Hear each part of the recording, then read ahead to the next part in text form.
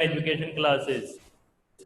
हमारा जो टॉपिक चल रहा था नावल का, उसी को ही हम आगे बढ़ा रहे हैं। जैसे कल मैंने आपको बताया था कि नावल जो लफ्ज है वो इतालवी जबान का लफ्ज है, ध्यान रखना, इटली की जबान का लफ्ज है। और इस नावल लफ्ज के मायने होते हैं नया।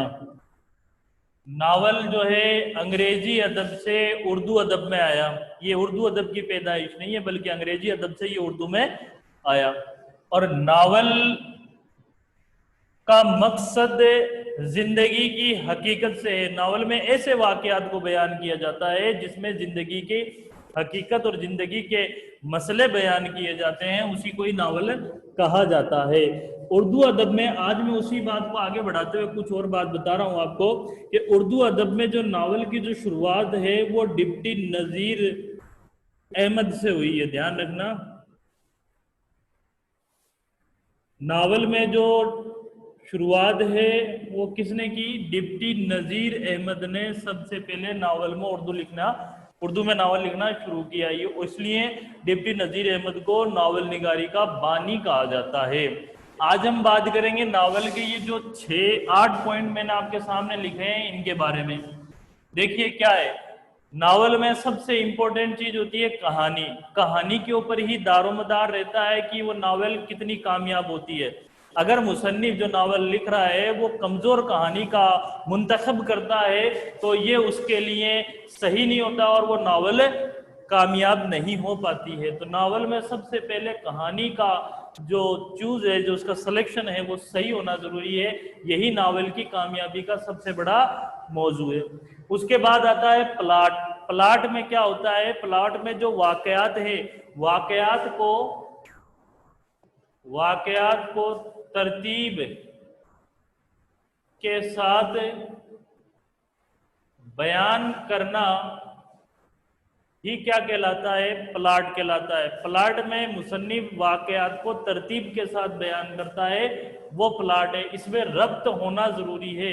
रब्त मतलब उसके अंदर जो कंटिन्यूटी है, उसके अंदर जो आपकी हकीकत है, जो असल मौजू जिस पे लिखा जा रहा है, वो होना जरूरी है। उसके बाद आता है किरदार। किरदार नावल को आगे बढ़ाते हैं।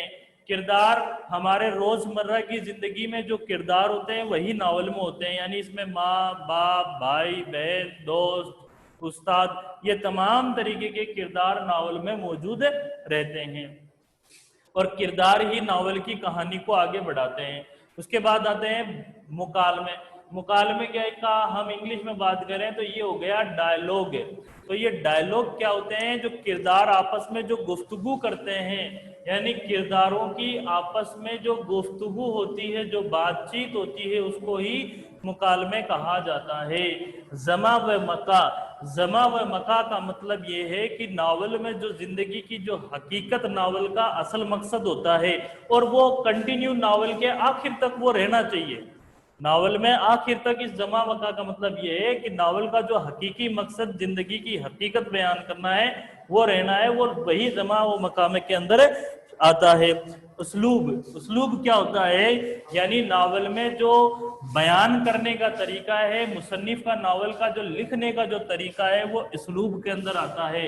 जितना अच्छा उसलूब होगा उतना ही बेहतरीन नावल माना जाता है। नुक्ता नजर, हम इसको हिंदी में बात करें तो दृष्टिकोण, यानी उसके नावल निगार जो लिख रहा है उसकी देखने का नजरिया कैसा है, वो किस सोच के साथ नावल लिख रहा है, वो भी बहुत मायने रखता है। अगर उसकी ये सोच है कि इस नावल को लिखने से समाज में फैली हुई ये बुराई दूर हो जाएगी, तो वो नावल कामयाबी की दलील होती है। जैसे मुंशी प्रेमचंद का लिखा हुआ नावल है बेवा। उस बेवा के अंदर मुसन्निफ ने क्या किया है?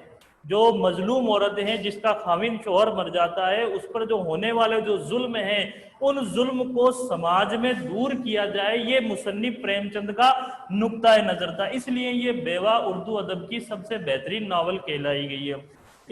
इसलिए नावल में जो मुसन्निफ है उसका नुक्ता नजर यानी उसका जो सोचने का तरीका वो बेहतर होना जरूरी है।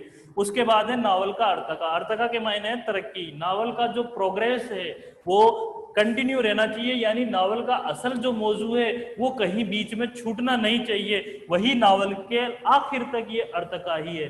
तो स्टूडेंट ये 8 ऐसे पॉइंट है जो नावल के अंदर लिखे जाते हैं। इन 8 पॉइंट के अंदर मुसन्निफ सभी में सबसे बेहतरीन जो इंपॉर्टेंट है वो इसमें ये कहानी है।